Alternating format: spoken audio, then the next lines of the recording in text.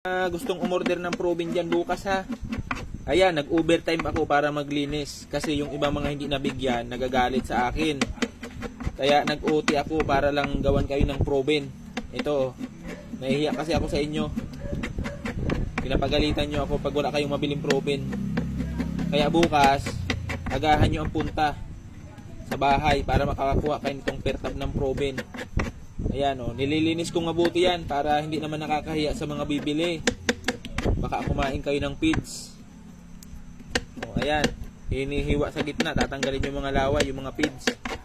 Para kahit i-stack nyo sa freezer nyo yan, hindi masisira o. Ayan. O, bibili na lang kayo, lilinisin ko na. Hindi na kayo maglilinis nyan. Ayan. Anong oras na ngayon? 10:31. Pagkatapos natin magtinda, linis pa din tayo. Natapos ako magtinda alas 6. Tapos, ito, naglilinis tayo hanggang alas 12. Tutulog, alauna alas 2. Gigising ng alas 3. Ganyan ang buhay bindor. O. Sanayan lang.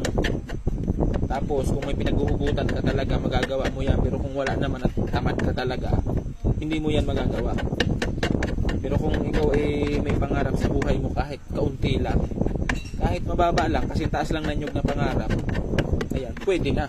Gawin mo na din tong ganito. Wala kang amo, wala magagalit sa'yo. Solo mo yung oras mo. Ayan, para lang yan sa may mga pangarap yung ginagawang umaga yung gabi. Pero pag wala pang pangarap, tulog ka na lang. Pwede mo namang gawing ano din yung ano, pwede mo din gawing umaga yung gabi. Kaso umaga, tulog ka, tambay ka paggabi. Ayan, o. Huwag kayong magagalit ha, kasi sinasabihan ko lang kayo para huwag naman darating yung time na, siyempre, pag nagapit man tayo, dumarating yung time na magigipit tayo. Ang hirap pag wala kang budget, wala kang kapera-pera. Tapos, hindi ka gumagawa ng paraan, nagkasakit ka, manghihiram ka, hindi ka pinahiram, ikaw pa ang galit. Ha? Kaya kailangan sipagan nyo. Oh, yan. Hindi ko naman sinabi magkaskas kayo ng proben. Hindi ko naman sinabi na magtinda din kayo. Yan. Magkaroon lang kayo ng idea.